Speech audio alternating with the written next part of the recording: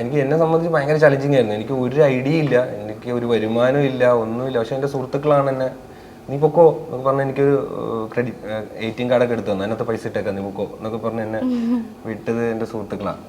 അപ്പം അവരൊക്കെ ഉണ്ടായിരുന്നുകൊണ്ടാണ് അവർ തന്നൊരു സപ്പോർട്ടാണ് ഞാൻ ഇവിടെ എത്തിയത്. പക്ഷെ എന്നെ സംബന്ധിച്ചിടത്തോളം ഇത്ര നാള് നിൽക്കും, ഇത് എങ്ങനെ ഞാൻ മൂവ് ചെയ്യും, എങ്ങനെ ഇവിടെ ഞാൻ സർവൈവ് ചെയ്യും എന്നുള്ളത് അറിയാണ്ട് വന്ന് നിന്ന് തുടങ്ങിയത് ഭയങ്കര അഡ്വഞ്ചർ ആയിട്ടുള്ള പരിപാടിയായിരുന്നു എനിക്ക്.